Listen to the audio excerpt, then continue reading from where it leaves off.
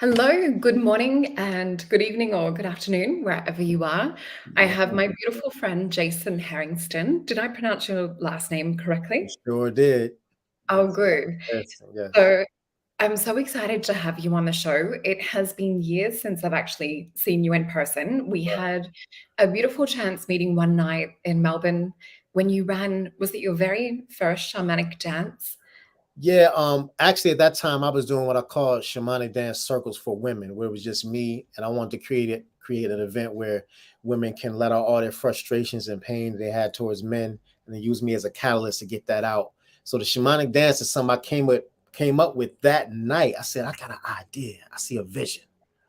So you were one of the first people to ever experience the shamanic dance in Melbourne, Australia. That's where I invented it.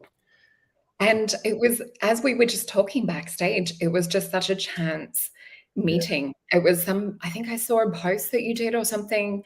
Mhm. And I'm just like, you know what? I've got to go do this because, as you know, like I love belly dancing, Yeah. love, working with Kundalini and shamanic practices.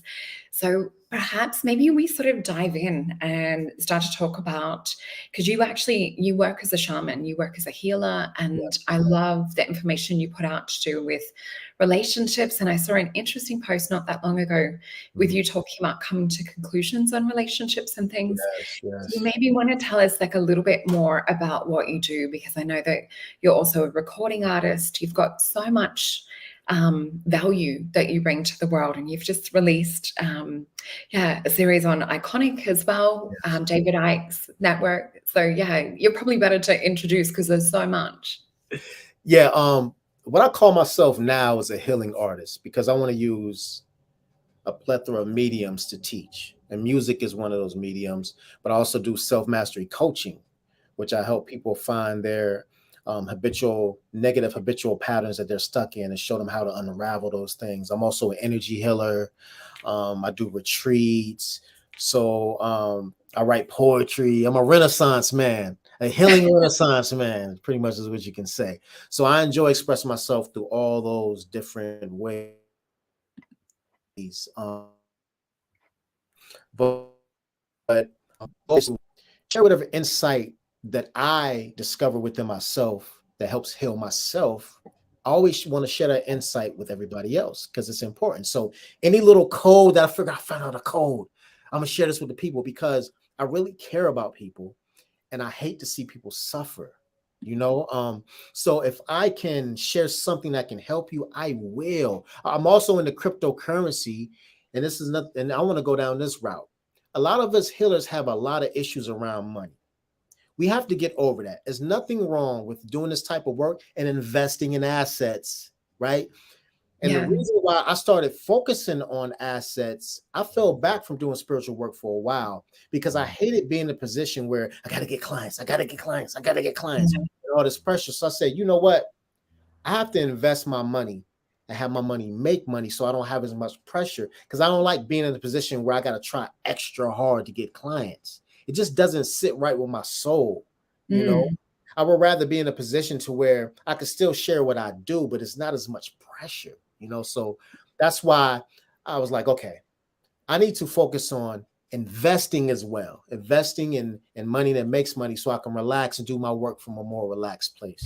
And I Wow. think we should focus on as healers. I think we should not only focus on our craft, but we should also focus on grounding our lives by learning how to invest so we can all share our gifts from a more comfortable space.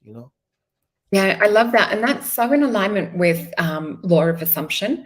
So, you know how you were just saying, like about needing to get the clients, needing to get the clients. Yeah. It goes in opposites of quantum physics. So it's that you already have that the client base, you already have that abundance, it's already happened. Otherwise, we're kind of manifesting in lack mentality and we're bringing in more of the less. So, I think that it's so important that sometimes that we do take care of the wealth side of things, how you were saying, like with crypto and everything, and then we can focus on it. Because I know a lot of the time when it's trying to struggle to make your art to be the income or, you see that a lot with artists, and that's why I use that example too, that it's like trying to make their passion, or like wring the towel to get the last drops of water out of it, with their passion. Yeah, so I like what you're talking about. It's so in alignment, and I like it how it's different, just the way that you go about it too. I'm just going to have a look. Oh, and I just want to say happy birthday to Deanne that's joining us as well. Happy birthday. Happy birthday. Hopefully I pronounced your name right. She was just saying it's just making her day. Best gift ever. So thank you. So one of the things that I would love to talk about would be you on the Ickonic series. Oh, and I just want to mention that what I'm drinking today, it's actually not a martini.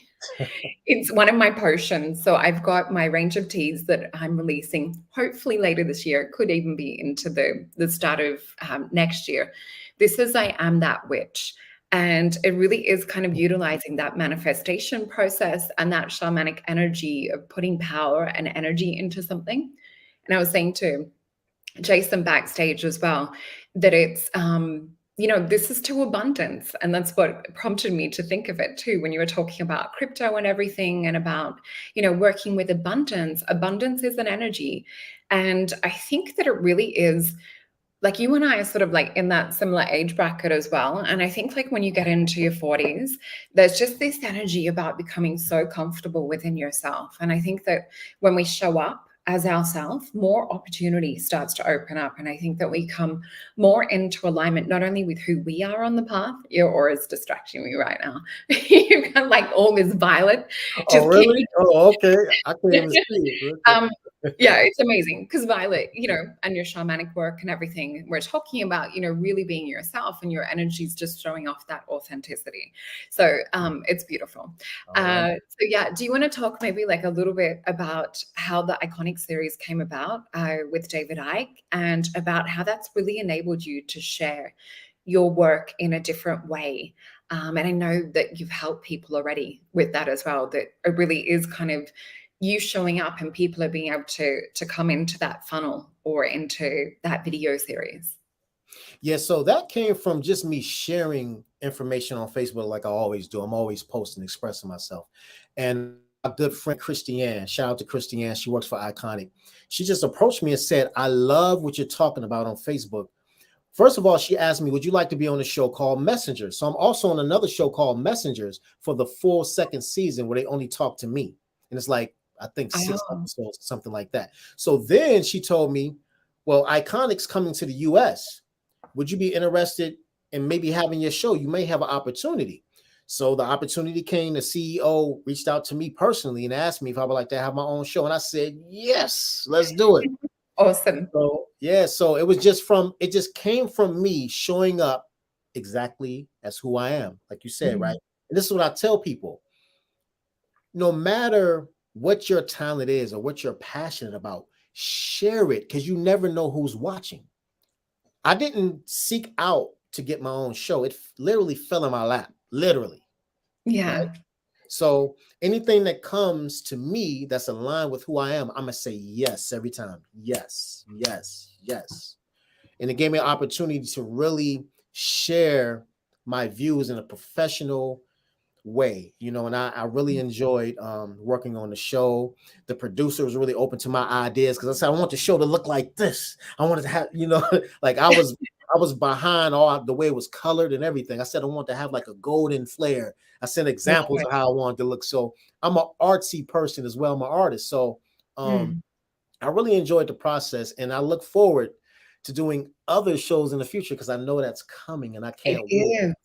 I feel that for you. I feel that so strongly for you. And that's what, there was something just telling me, reach out, that it's time for us to do a show together. I'm like, there's just an energy around you that I feel that it's like just beginning, that things are going to get even bigger. So like with you saying other shows and that, I'm like, I so feel it.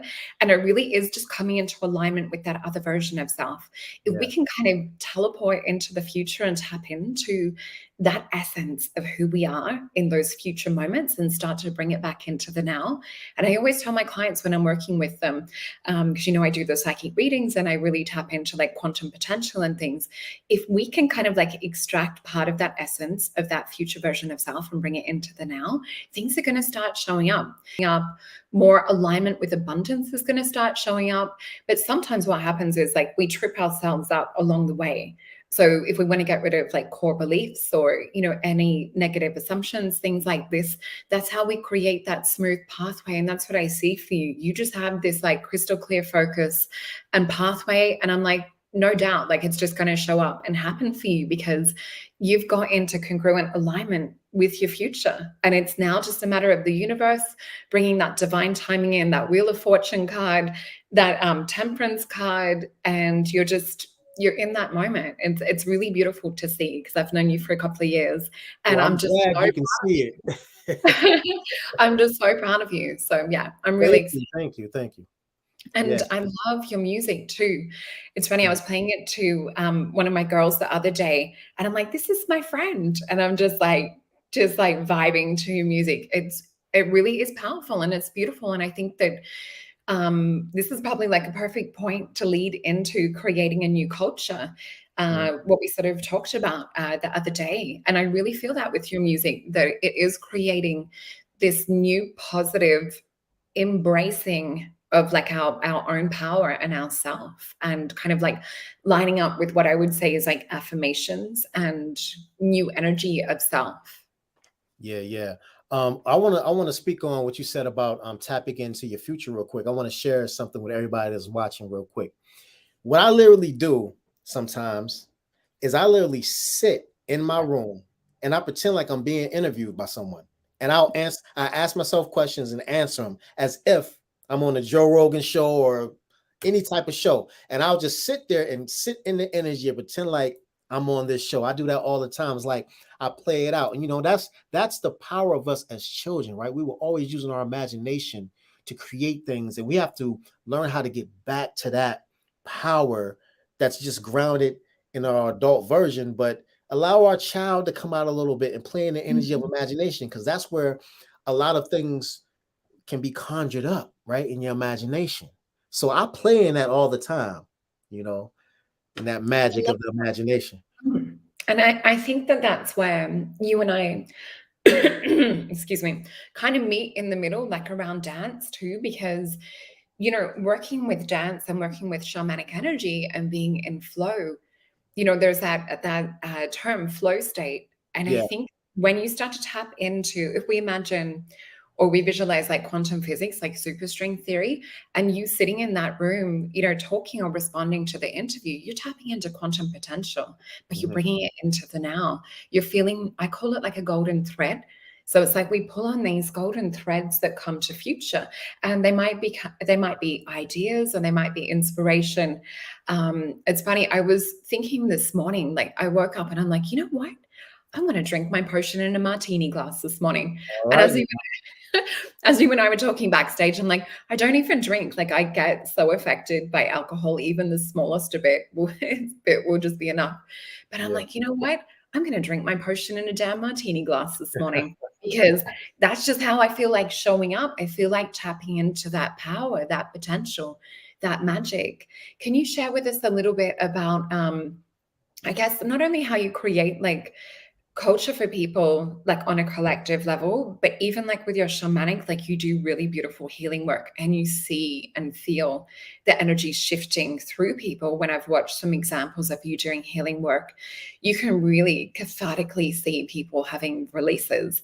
And to me, it almost looks like Kundalini energy also awakening at the same time in the body as shifting out that old version of self. Yeah. Well, what I want to say when it comes to culture, I have issues with the current modern culture because I feel like a culture needs a foundational set of principles to be built upon. And I feel like we don't have that in modern culture. And what I mean by that is there are so many people who are doing so many things that are toxic and destructive to themselves and others in the way we operate within culture, with the toxic music, the toxic food we eat. Everything we do, for the most part, can be linked back to toxicity. So the reason why I'm saying I feel like we need to create a new culture is because we need to create something that's set on some different principles that can steer us back into balance. So I have an idea of starting a new culture with other people that's based off of 4 different principles: love, honor, integrity, and respect. If you build anything on top of those 4 principles, it'll always lead you back to balance. Whether we're talking about food, medicine, music, relationships, it doesn't matter what it is. If you build on top of those principles, you will always come back to the middle. So I feel like if I can co-create a new culture with other people that are based on those principles, we can begin to affect the world in a way that will start to change the frequency of how we interact with each other. And I feel like we need something different. We do. Yeah, When you we look do. when you look at like in India, like in the actual in India, their food, when you eat their food, it has turmeric in it and it has a lot of healing herbs. It's like they put the medicinal elements in their food. It's part of, we need something that has, okay, we need some potions, we need some healing potions in our drinks and our food. So if we can create a culture that is medicinal, right? Because to me, coming into healing and harmony is all about balance, right? Yeah. So love, honor, integrity, and respect will keep you on the path of balance, right? So if we create food that understands that, with that understanding rather, or we create music with that understanding, we build relationships with that understanding, we build communities with that understanding, we will literally begin to heal each other by sticking to those principles, right? So that's why I'm very passionate about creating a new culture. When you create a new culture, you create a new society, right? So a new culture and a healthier culture and a healthier society will lead to a more joyful experience as a human being. I mean, come on. Yeah. And I love that. I'm so in alignment with that. So for me, I guess studying natural medicine, all those years ago too, it's been something that's been ingrained in me, not just from my beautiful teachers, but I think it's something that you and I on a soul level also came to bring into the earth, along with like many other star seeds and many other, souls that are on this path. Working for the collective, because that's what I really see. It's about sort of that servitude, but it's just as you're painting that picture, I'm just getting like all these utopia type visions and versions of future potential. And that comes into alignment with what I see like with the ET galactic side of things too, that once we step into those sort of like new cultures, that's also when we step into a higher level of consciousness where we can be met with those beings that are existing on higher states and dimensions. They are here, they are surrounding us. And I know with you doing your shamanic work as well, that you feel those influences and you feel those beautiful spirits supporting and guiding us. So I think if we can really step outside of the ego, because that's that old, 3D side of things, and, still have the healthy ego that's driving us and inspiring us and keeping us to move forward with different things. But if we really start to step into like that true alignment of who we are and that best version of self and start showing up as it and start treating our body with respect, like with the medicines, with the herbs. And I love it. Omar said, from Watchers Talk, who I'm doing a conference with him on the weekend. So definitely check out the Watchers Talk Magic Box Conference that's running over 3 days on this weekend. He has amazing conferences with such beautiful lineups. I just want to give a shout out to you, Omar. But yeah, if we're starting to have the medicines, have the spices, and that's the way I look at my food. And it's funny because working more with like the plant-based side of things and background in natural medicine, some of the ingredients that I had, I didn't necessarily like some of them. Like I did not like cilantro, coriander when I started 20 something years ago with that. But if you look at the planetary medicine behind certain herbs, as well as like the detox heavy metal elimination aspects, So say, for example, cilantro is Mars energy. So if I need to get something done, or I need more kind of like a drive, I might take in more Mars energy. Okay. And like if I need more love or I need more flow, that's where I do my love potion, tea, or I do the Heal a Broken Heart tea because I want softness, I want Venus energy, I want rose. And I think if we can look at our food and our medicine in that way, and I think really treat our bodies that way, or treat people. So say someone's going through heartache or a broken heart, you know, we support them with Venus energy. We support them with love. And I just think, imagine like if we had a culture that was set up that way, it'd just be beautiful in so many ways. And even infusing like the Hare Krishnas do into their cooking. I actually went to the Hare Krishnas on Monday and had some of their amazing food. You feel on the days like when people are centered and in alignment, you feel the love that's in the food. And sometimes it's hit or miss. Sometimes you'll go in and you're like, yeah, didn't really feel like that same level of love that was in the food last time. But imagine if we all start showing up as the best versions of self. Yeah, I agree with that. And I want to touch on something you touched on briefly when you talked about connecting with higher beings, other beings on different vibrational frequencies. I actually got a download when I was in Marina Del Rey, California. I was just walking, and I got a download about that, to where once we as human beings get to a certain vibrational frequency where we're vibrating collectively on a certain wavelength, then that will open up the door for us to be able to connect and have trading and things of that nature with other beings. But other beings won't connect with us if we don't get to a certain frequency, because we're just not in tune with that tone, that frequency tone, right? Because we're all instruments and it's all about harmony, right? So we can't really get there until we heal ourselves enough to be able to get collectively to that level. So I can see that as well. And Yeah. that's why I'm saying, like, all of my music, when I create music, I make conscious hip hop, and the goal of every song is to make a point. Okay. I never created songs just to talk about the club or rap about rapping. Like, I want to say something. And I feel like that's music's original intention, was to be Yeah, a tool to say something, to teach, right? So this is what I use hip hop for, as a method to make a point, to teach, to open you up. And then when I'm saying things over music, it goes deeper into your subconscious. And this is why I talk about how toxic the mainstream hip hop is, and how detrimental that is to us as human beings, to be listening to that constantly, putting that negative music into your subconscious mind. And me personally, I listen to bossa nova music, soft rock, and jazz all during the day to keep my nervous system calm. Now, every now and then, I have to admit, I have to slip into some hardcore hip hop like I used to listen to back in the day. But I can only me listen to about 2 or 3 songs. I have to go back to something that's more matched with my frequency, yeah, right? So we have to understand, getting to a higher frequency is linked to calming your nervous system. definitely. Calming your nervous system can be linked to the food you eat, the music you listen to, the scents in your home, right? When you like Nag Champa, the way that makes you feel. Like, all these things are important in your environment, to set up your environment to prompt you to relax your nervous system. And in my space, this is what I create. I always have music and a certain energy. When I had my last apartment in Atlanta, clients would come through for sessions. And as soon as they walked into my apartment, they would say, "It feels so good in here." It's because I'm always cultivating that calm nature to keep my nervous system balanced, right? Yeah, That's very important. And that needs to also be understood within a new culture. We need to create environments that mirror a healthy nervous system.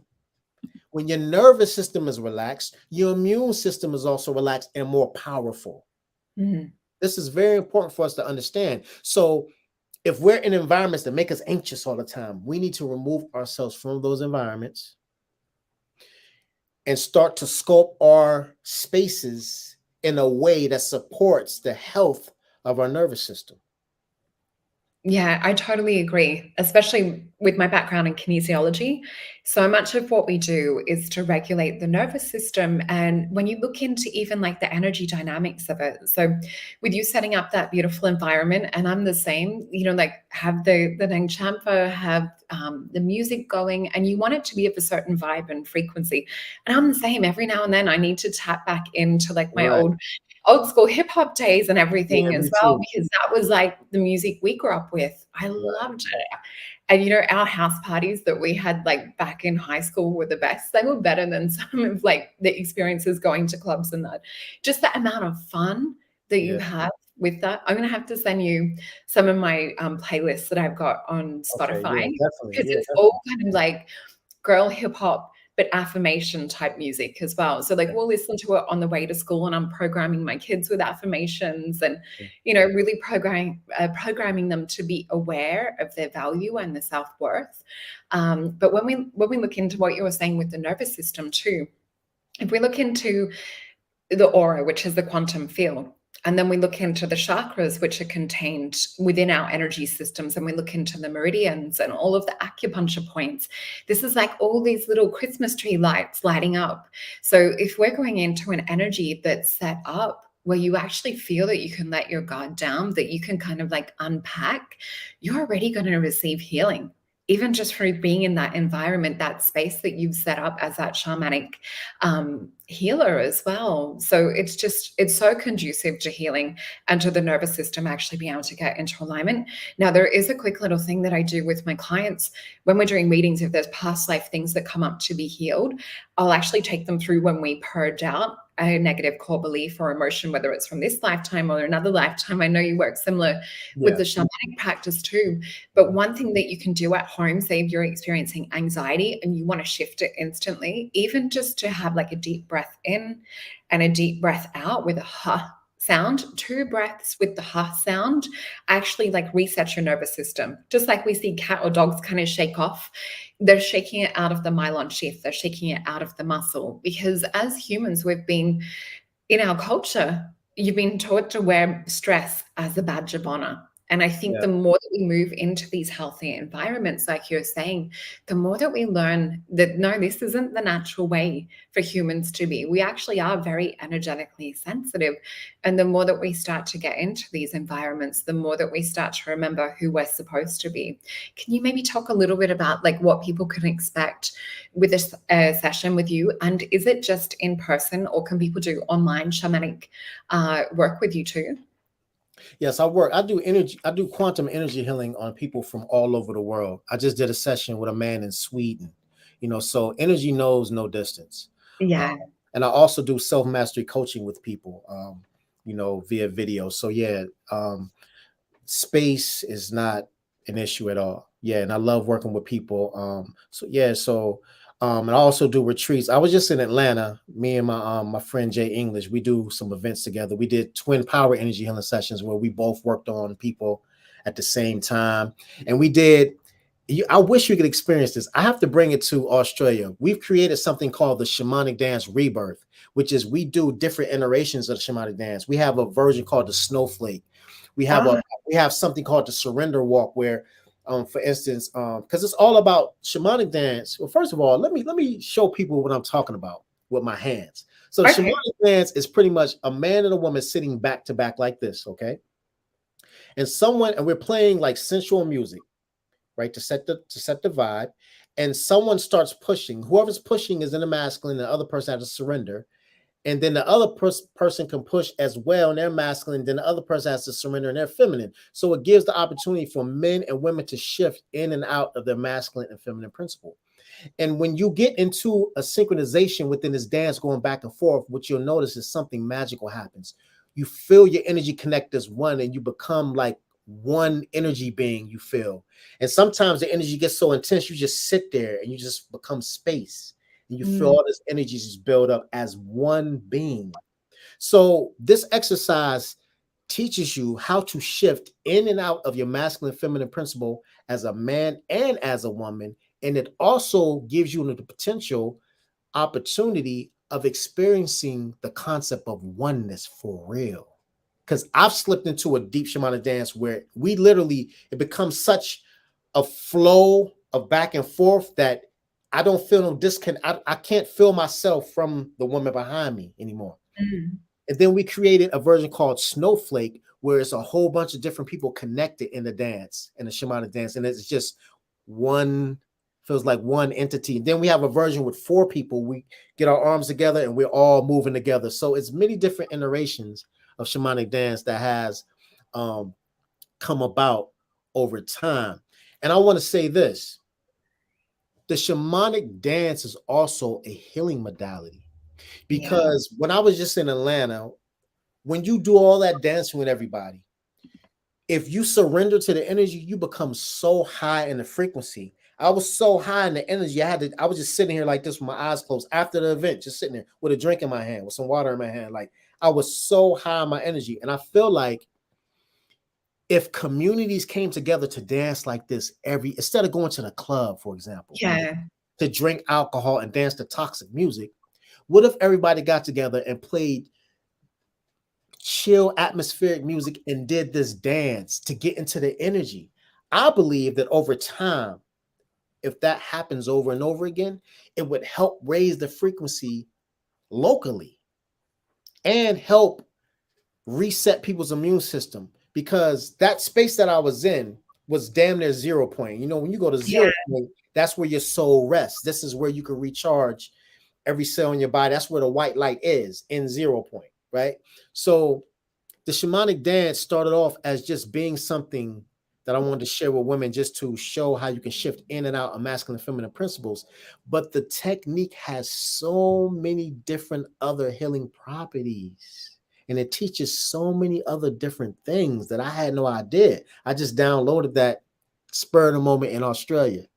Yeah. And I want to ask you, I don't know if because every now and then I would send you a message and I would say, remember we did shamanic dance? And you'll be like, yes, I remember. Every so often.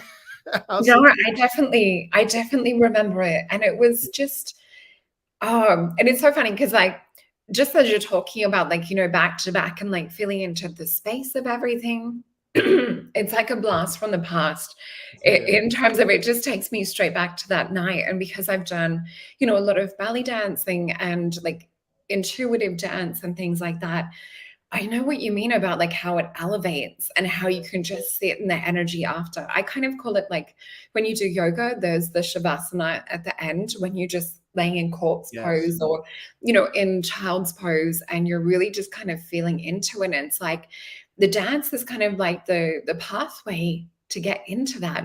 And I much prefer dance than doing yoga or doing, you know, other things, because there's something about dancing in the divine. And I love to work with it, you know, with manifestation or with setting an intention. And it's like climbing into the energy of that dance. But what I experienced, it was so beautiful, because you were this divine masculine polarity to all of these women that were there that night, but the energy intensity was just beautiful. We could feel like a weaving in the room, because I had one of my friends with me too, and she just loved it. And, you know, I wish we had more opportunity to experience that here. So you're going to have to come back over. Definitely. Or do a retreat or something here. I would love that. It would be incredible. But I would love to see the way that it's evolved, or if I come to the States and, you know, come and experience it, because I don't think people realize the potency that comes with this. And I know even with some of my teachings around like Kundalini and chakra connections, it's a very similar energy. And when you connect each of those chakras or each of the energies, you do become one, and you transcend the physical plane to a degree. You really kind of like elevate to be in that heightened spiritual 0 point, where, you know, we can create, or we can channel that energy into something as well. So it's powerful to work with a group. I mean, it's powerful to work by yourself, but if you're working, you know, with that dynamic of the Mars and the Venus, especially to create that oneness. Have you used like some of your dance for manifestation and things too? Actually, I haven't. What I do to get into that energy is I just literally sit in my imagination, and I imagine myself being with my son in a new home, and I try to feel for the point when my crypto investments were up because the market crashed and I got to get back up. But I remember what it felt like when my investments were at a nice level. Yeah. And I'll tap into that energy, and then I'll tap into the future and just what I do is I feel for I've been shown something else too.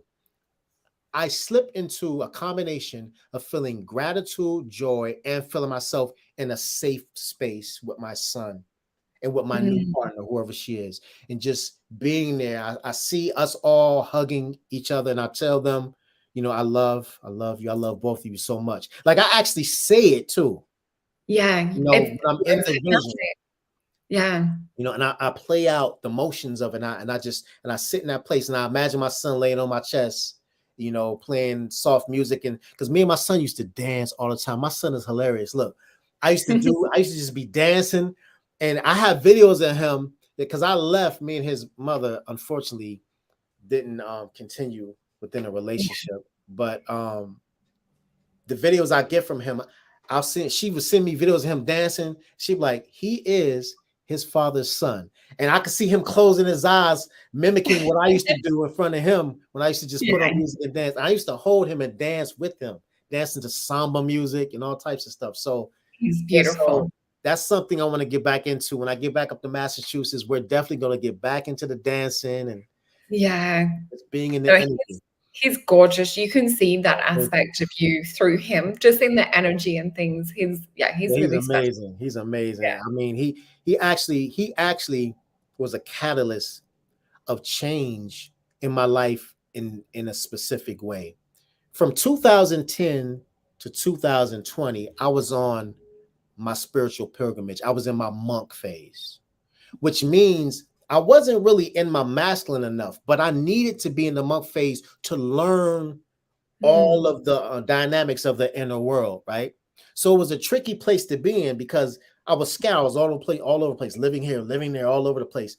But when my son was born, it was almost like he was the catalyst to ground me more into my masculine energy. So that's why I always post the monk and the king now, because now I still have the monk with me, but my son activated the king.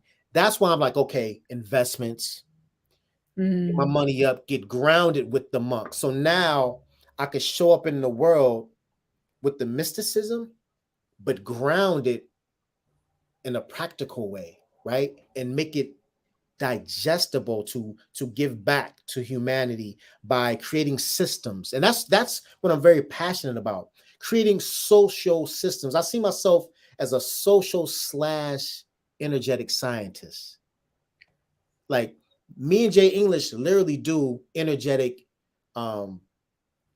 like science experiments, like the heart circle vortex that we created, which is a group energy healing session. One day I was in Tallahassee when he lived down there, and we started talking. I got an idea. What if you had people sitting in a circle, holding hands, and create a circuit and move energy? And we would test it out. Why don't y'all people come through?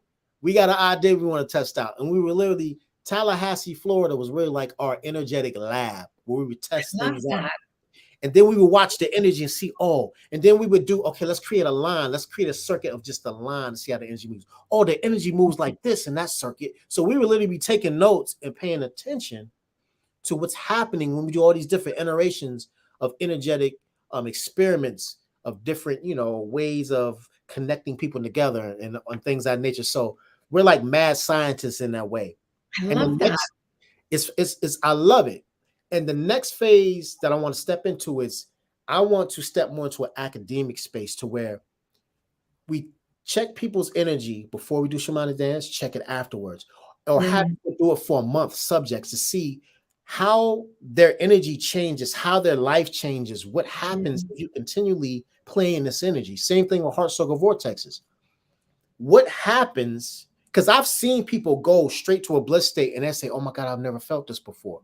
Yeah. So what would happen if people continually did this for a month? Like, this is what I want to get into, the right papers and bring forth, because this is technology. The heart circle vortex, the shamanic dance.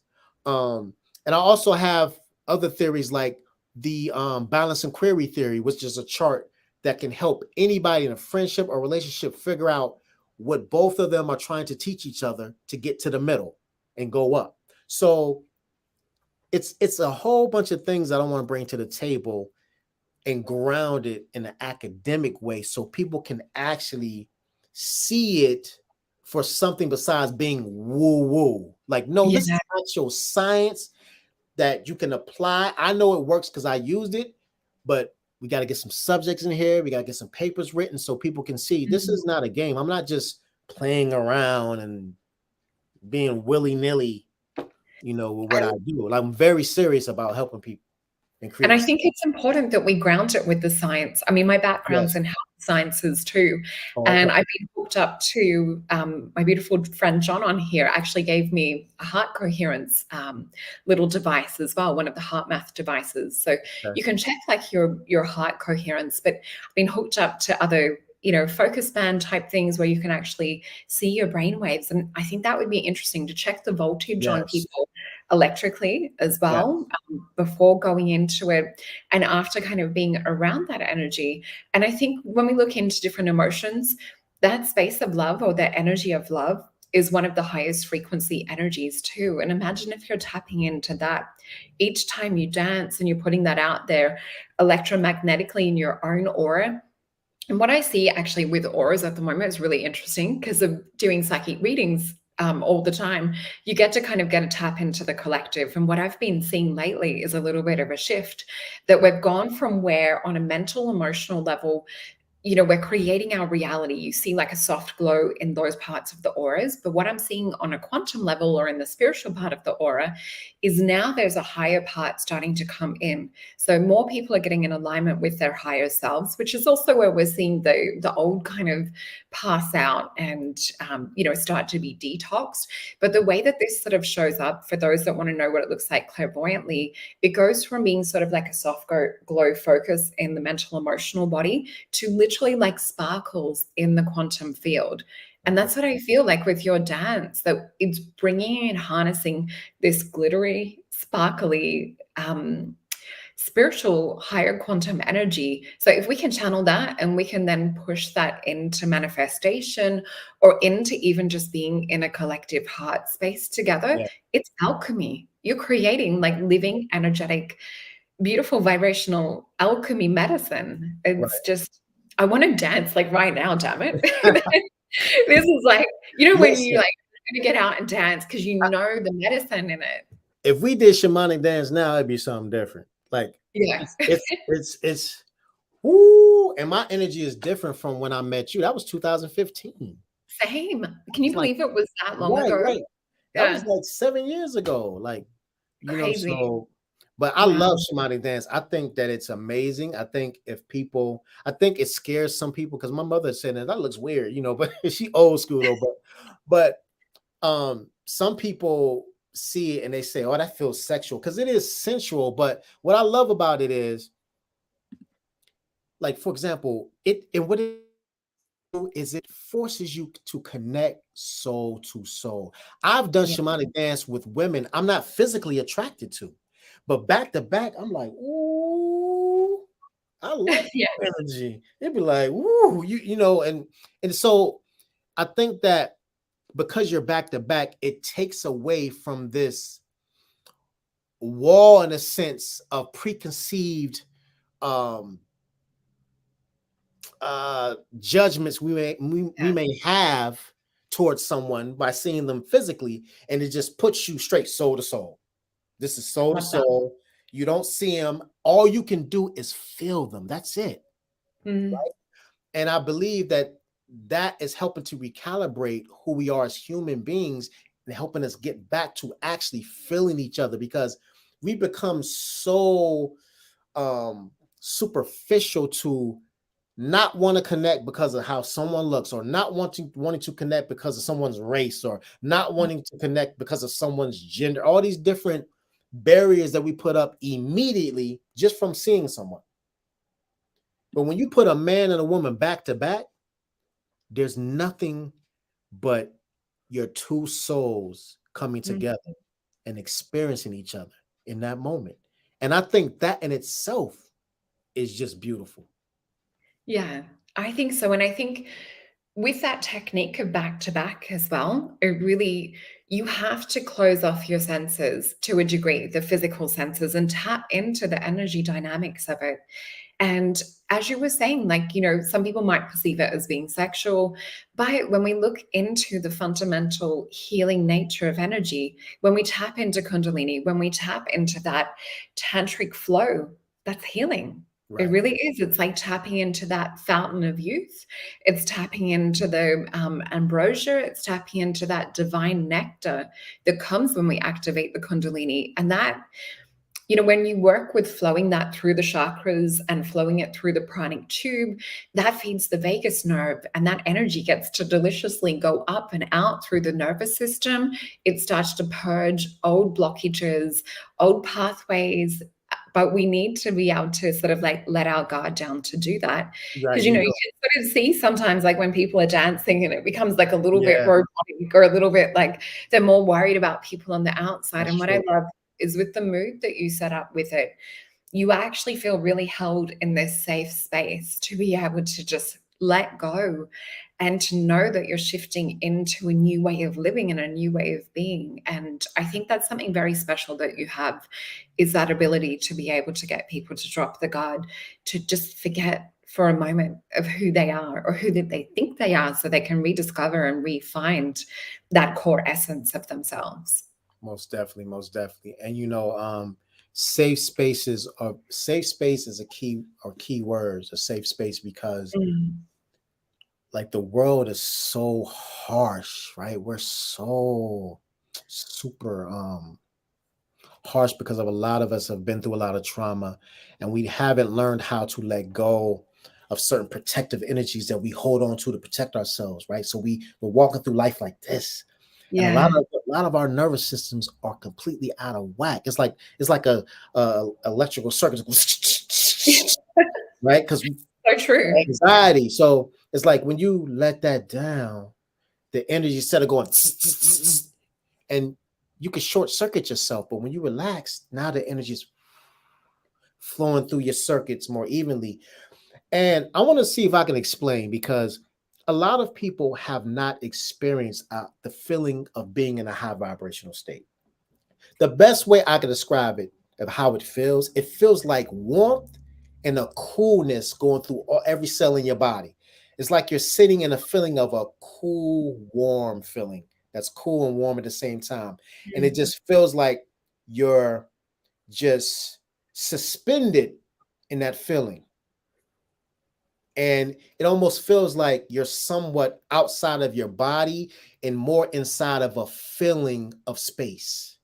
That's the Mm. best way I could describe it. That's a great way to describe it. It's almost like being held in Yes. like in a point of creation. And sometimes what I notice is that people describe that it's like the room falls away or the 3D Mhm. reality falls away, and they're seeing, and it's the same like when I've done light language, people describe that it's, you know, they start to see like galaxies, or they start to see like apparitions or geometries and different things around us. And I think that that's perhaps maybe of the universe that they're tapping into. They're sort of like getting away or decreating the constructs of 3D reality and tapping into that raw primal magic or plasma fields that are around us too. And I think, you know, the plasma fields that are around us are programmable. And that's where I'm like really intrigued and interested with channeling that energy from dance into manifestation. And I've used it to manifest abundance and to manifest love. And I think in doing that, we're actually just tapping into that future version of self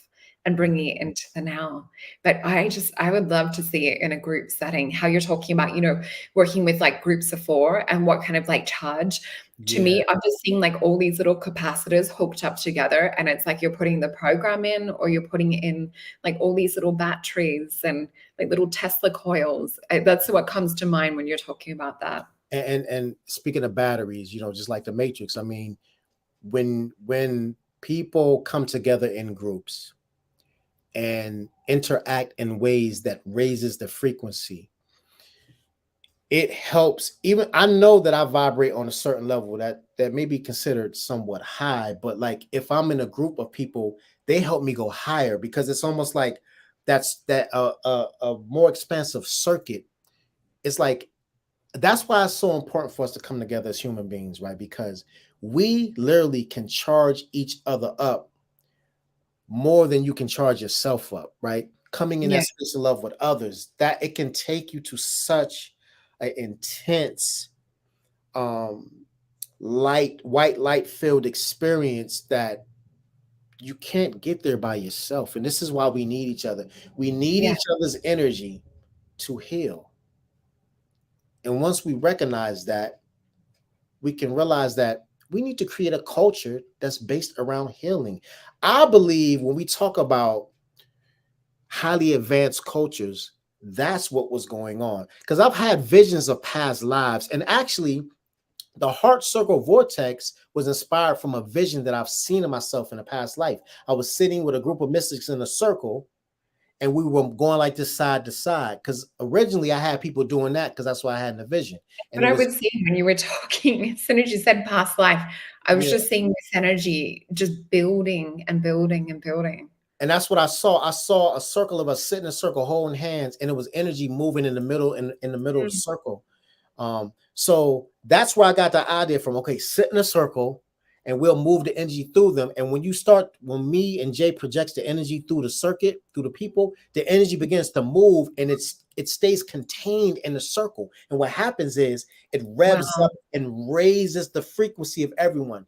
Now, if someone in the circle doesn't open up, we call them a circuit blocker. It'll kind of, the energy goes zzz, zzz, so we kind of had that in Atlanta. The last heart circle vortex, we had a circuit blocker. Oh no. Right. So the energy didn't really rev up as much as it could have. But if you have everyone in a circle, if they all surrender, the energy will get so high that literally it will be extreme releases, like and people will go into such a deep bliss state. But that's the power of coming together as human batteries and using our energy in a scientific way and understanding, because we are energetic technology, right? If we learn how to use our technology, we can use our energy to do things we never even imagined, right? There are things that's in the energy that we could tap into if we get to a higher frequency, right? Those downloads you get come from doing what? Going to a higher frequency. The shamanic dance is not something I thought of in my mind. It literally fell into me. How did it fall into me? Because I was on a frequency where it could be received. That's so true. And Joe Vitale talks about this, like with, manifestation and things. He talks about sometimes there's those ideas that come from the universe. And he says that there's a certain frequency or energy about them. But when you take action on that, the universe comes into alignment to support that. So it's almost like there's this energy that just drives and pushes it to come further into fruition or to line you up with other people that are in connection with this. So when we follow those ideas or those inspirations that drop in, and MIT is like another version of that. I was literally going through heartbreak, sitting in the bath, and it was probably the worst heartbreak of my life. And I'm sitting there with my tea, crying, crystals in the bath, candles, herbs, everything. And this inspiration comes in. If this is helping me to shift this huge heart energy and starting to make me actually feel like I'm coming back together in myself and really feeling supported from the universe, supported from the Venus energy in the herbs, then this is going to be able to help other people. And so I was pushed from that drive from the universe and from God and from that divine inspiration. So when you're listening to, getting that message about the dance and things, good things come from that. So I'm so happy to see that you were able to take that, because it's one thing to, to have the idea, but a lot of us will have the idea and not do anything about it. So the fact that you're working with groups of people, that's meant to be. Like that's divine. Most definitely, most definitely. And like I said, my main goal and my main source of fulfillment comes from helping people get into a higher version of themselves. I'm just like that. Like if you're my friend and I know a way that can help you make money, I'm going to tell you about it. If you're my friend and there's a way that I know that you can do anything to improve your life, I'm going to tell you about it. Right? Because I like to see people win. I like to see people. I experience so much joy and bliss within myself. I would love to be able to share my bliss with others who are doing the same. But for us to get to high levels of bliss, we have to do the self-mastery inner work.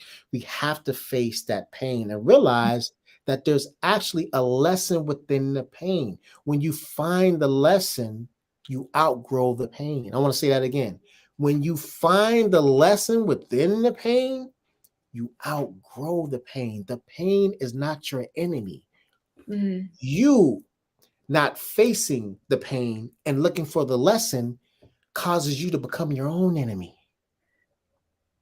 I love that. That's so on point with what I've experienced in life and with what some of my clients have said too. And it's like if we can look at it as perhaps this happened for a reason. Like I always love to take things that are either unfortunate or things that I feel of like being major life lessons and go, how can I let that benefit not just myself but other people? Or how can I teach other people how to avoid that, or how to kind of like tap into the magic or the healing that helped me when I was going through that trauma or going through that time? And I think if we can look at pain as a different way, or even looking at when we're in situations where we're either experiencing those heartbreaks, and look at it as the person for not just like their traumas and things too, but it's like to honor the space, because so many times we want to run from pain. We don't want to feel it. We want to distract. We want to numb from it. But there's gift in the pain. There's medicine in that. Most definitely. And Yeah. I always say, right, particularly in your romantic relationships, this is how I look at relationships. When I come into a relationship, I know for a fact I'm coming to teach her something and she's coming to teach me something. And the lessons, not all of them, but a lot of the lessons come from the pain that is actually triggered. And this is what the balance and query theory is all about. I can put any two people in this chart. You can tell me what are the issues you're having with him. What are the issues you are having with her?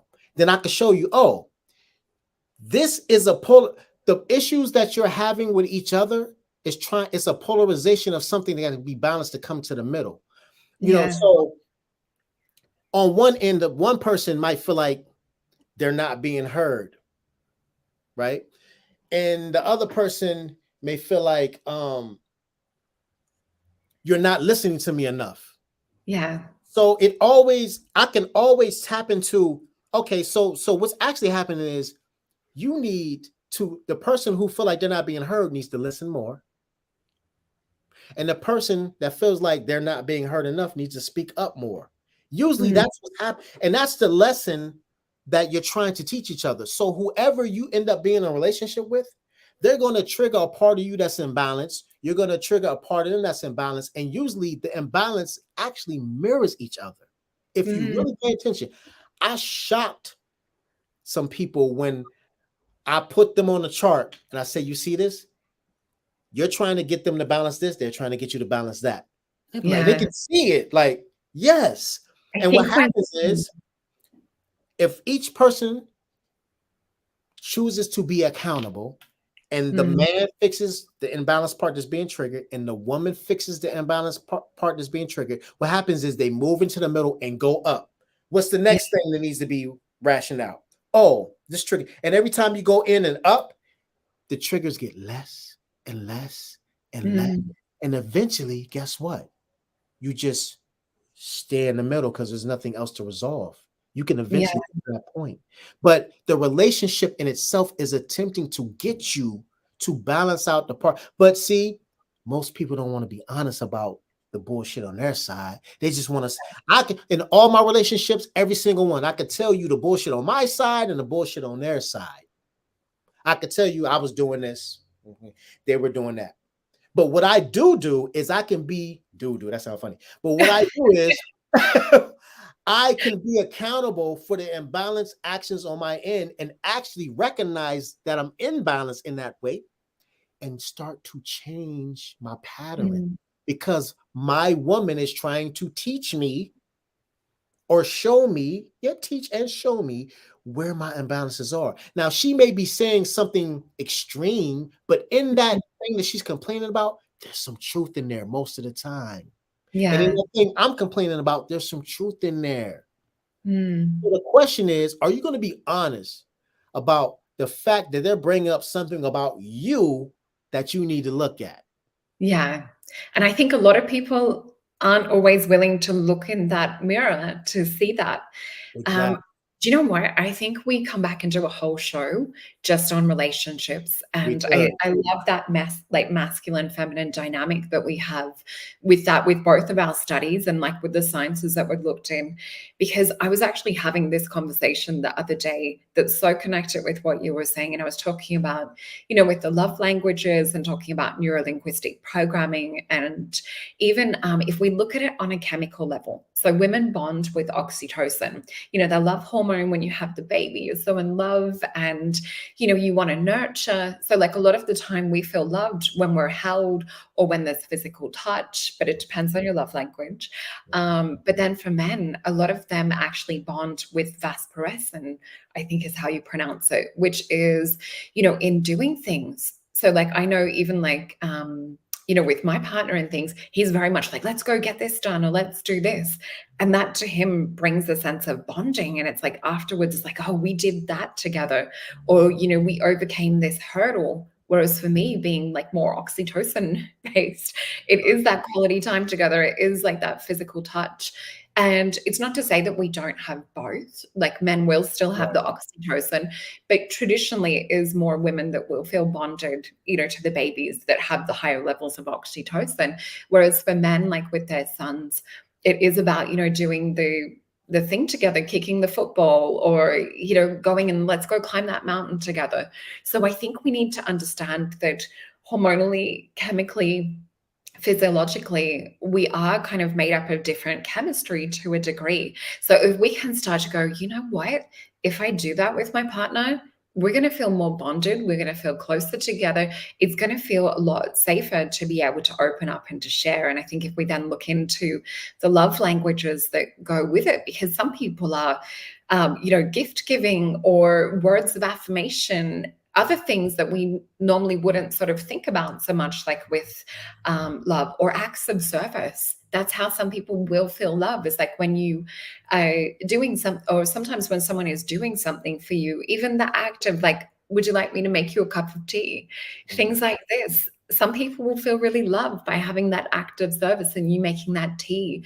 And I think some of it is culturally conditioned, depending on like what culture we've grown up or country, where different acts of service or things like that might be, how they express love. Whereas in other countries, it might be that physical touch. So I think there's so much that goes behind our relationships if we can break it down to look into what our needs are energetically. Oh my gosh, this is like such a huge. I'm gonna tell you something. Literally, the year of 2021, I've actually saw relationships from a whole different dynamic on so many different levels. It's like I cracked codes. Like I understand relationships even on a more deeper level. And I have a theory actually about love languages. And with that, I see something behind it. We can share on the next show. Oh, And I also have a way to look at relationships from two different ways, from the primal plate and from the other plate, which is dealing with your characteristics and your culture and all those different things. But there's an actual primal plate that men have and a primal plate that women have that's unescapable. There are certain things primally that you have to recognize and understand as a man and as a woman on both sides for you to know how to navigate just on a primal level. But there's another level as well. So I have a lot of interesting views that I really didn't. It took me, my last relationship was the one, and then I went and got counseling as well in a relationship. So my counselor helped to actually make this primal plate concept clear. And now I see it clearly. There was a piece missing that I didn't really get yet that I get now. And this is why how I approach relationships are a little different now. And I think because of my understanding now, I think I understand more of what I need as opposed to what I want. For me, it's about what I need as opposed to what I want. So now what I want is actually what I need, right? It's a difference because sometimes what you want is not what you need. So I want actually what I need. And there were a lot of things that I realized that were hard pills that I had to swallow, but it's just, you have to accept reality for what it is and work with it, because reality is nature, and working with nature brings you harmony. Working against nature with your ego because you want it to be a different way brings you suffering. Yeah, that's so true. And more lessons. And it's like, you know, that cycle over and over again of the same lesson, same lesson. And yes, we can get stronger and we can learn more about ourselves. But I think if you're bringing it into congruent alignment between reality and what you need, I think that opens up so many doors. So I look forward to having that conversation and doing a whole show perhaps around relationships. Oh, yeah. So we've reached the top of the hour. There's a few things I just have to mention quickly. So I do have a discount code for anyone wanting to book a 2-hour session. We've got the code Galactic in high caps for all 2-hour sessions, whether it's a couples reading together, where we're looking at your aura and the dynamics of how your energies blend together, and perhaps like where, you know, there is the balance, but also the things that are perhaps not so in balance, but also looking at like the galactic side of things and the energy dynamics you guys bring in on a spiritual level. And that also goes for the 2-hour personal sessions, where we do more of a quantum jump, looking into where energies are at within the aura now and where we can sort of shoot it in regards to like where you want to go with future. So I just had to mention that quickly. And this is the website. Solreta.com for bookings. But yeah, and I saw that some people were already subscribing to your YouTube. So please jump over to Jason's YouTube channel as well. And you can find a lot of his work under Little Sun. We've left all the links in the description box below. What is it that you would love to leave people with? Is there something you're working on at the moment? Or is there something that you feel really drawn to? I guess the energy of our beautiful collective we've got here, something that you feel really called to share? I just want people to understand that, you know, you choosing to be your own healer by facing your pain, processing your pain, not running away from it, facing it and processing it, helps all of us. Okay. So you are important. Everybody that's watching this video, you doing your own individual healing helps me, Solreta, and everybody in the world. So I want you to understand how important you are when it comes to your healing for all of us. That's really powerful words to end on. Thank you so much for joining us today. Yeah. And for anyone wanting to book sessions, we've got Jason's link down below. Please follow up with finding out more information on his other work and checking out his series and his music. Oh my gosh, your music. Self-Mastery Science on Ickonic.com. My show is 8 episodes. Go check it out. Yeah, amazing. Well, thank you so much. And I can't wait to have our next conversation. Thank you to all the beautiful audience that have joined us today and that are here with us many, many times. I look forward to sharing more shows with you guys. I've got a couple of other exciting guests lined up, and we're going to be diving more into magic and manifestation and abundance and love and all of these delicious things. But I really look forward to having you back on and talk about some more alchemy and relationships. Thank you, Jason. Yes, thank you. Thank you. Peace. Bye, everyone.